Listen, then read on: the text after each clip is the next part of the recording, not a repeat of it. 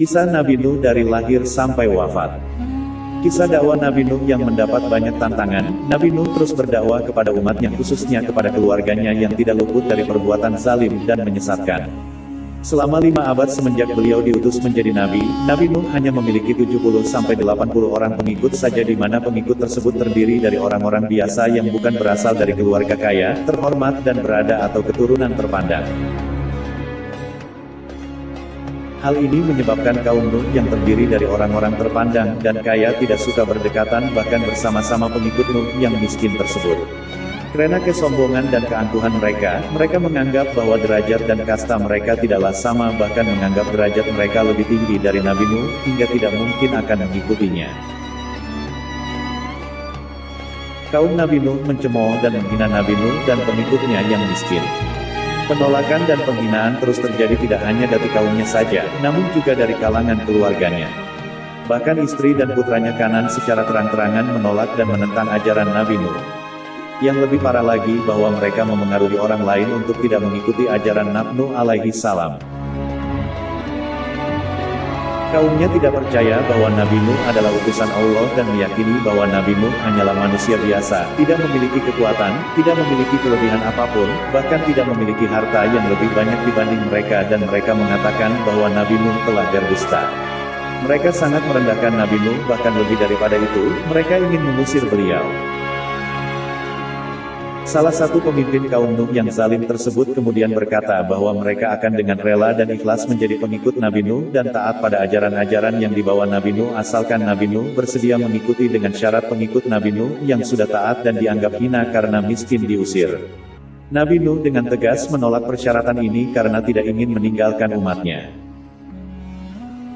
Mendengar jawaban Nabi Nuh, para pemimpin kaumnya yang zalim justru merasa kesal dan balik menantang Nabi Nuh alaihi salam. Mereka meminta Nabi Nuh segera mendatangkan azab bagi mereka bila memang mereka telah berbuat zalim dan durhaka kepada Allah Subhanahu wa Ta'ala, sebagai bukti bahwa Nabi Nuh memang benar adanya merupakan utusan Allah untuk membawa kaumnya ke jalan yang benar. Mendengar jawaban Nabi Nuh, para pemimpin kaumnya yang zalim justru merasa kesal, dan Nabi Nuh kemudian merasa tidak tahu lagi cara menghadapi dan menyadarkan kaumnya, sementara beliau sudah berusaha semampunya. Sehingga beliau memilih untuk berserah diri dan meminta petunjuk pada Allah Tuhan semesta alam. Akhirnya Nabi Nuh berdoa dan meminta Allah agar segera melimpahkan azab kepada kaumnya yang membangkang. Allah kemudian mendengar doa Nabi Nuh. Kisah pembangunan dan mukjizat bahtera Nabi Nuh alaihi salam. Sebelum azab Allah yang amat pedih dan berat ditimpakan pada kaum Nuh berupa banjir bandang yang menenggelamkan dunia, Allah Subhanahu wa Ta'ala memberikan petunjuk sekaligus mukjizat kepada Nabi Nuh, yaitu diperintahkannya oleh Allah Subhanahu wa Ta'ala untuk membangun sebuah bahtera yang sangat besar dan kuat. Bahtera yang mampu menampung pengikut dari kaum Nuh yang taat dan beriman kepada Allah Subhanahu wa Ta'ala. Kisah Nabi Nuh bagian ini memberitahu kita tentang seberapa peduli Allah Subhanahu wa Ta'ala kepada umatnya.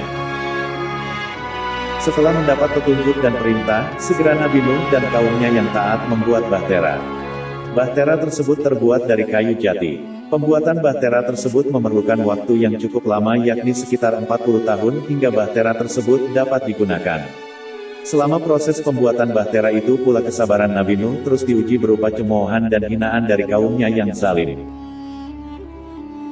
Kaum Nuh yang zalim menganggap bahwa pekerjaan pembuatan bahtera tersebut merupakan pekerjaan sia-sia dan pekerjaan orang gila.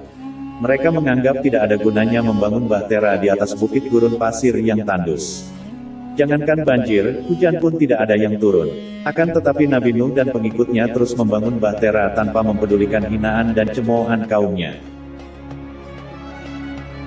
Menurut Ibnu Abbas, seorang Taif yang memiliki pengetahuan yang amat luas menyatakan bahwa bahtera Nuh ini memiliki ukuran panjang seluas 1.200 hasta atau sekitar 550 meter dan lebar 600 hasta atau sekitar 275 meter. Bahtera tersebut terdiri dari 3 tingkat, yakni tingkat pertama diperuntukkan khusus untuk hewan-hewan, tingkat kedua untuk pengikut Nabi Nuh, dan tingkat ketiga untuk bangsa burung.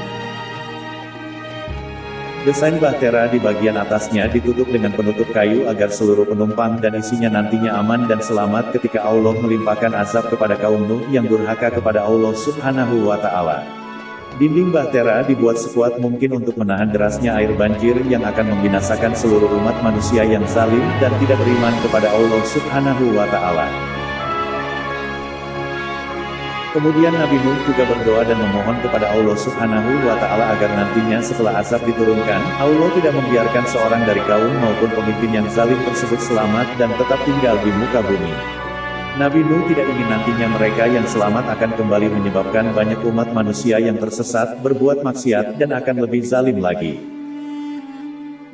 Kemudian setelah bahtera Nuh selesai dibangun, Allah memerintahkan Nabi Nuh untuk bersiap-siap dan mengumpulkan umatnya serta perbekalan selama akan terjadinya banjir. Allah memberikan tanda berupa munculnya air dari dalam tanur atau sebuah oven tradisional di dapur rumah Nabi Nuh. Hingga bila dimasukkan ke dalam logika, tidak mungkin sebuah oven dapat mengeluarkan sumber air. Kisah Nabi Nuh berikutnya tentang datangnya azab.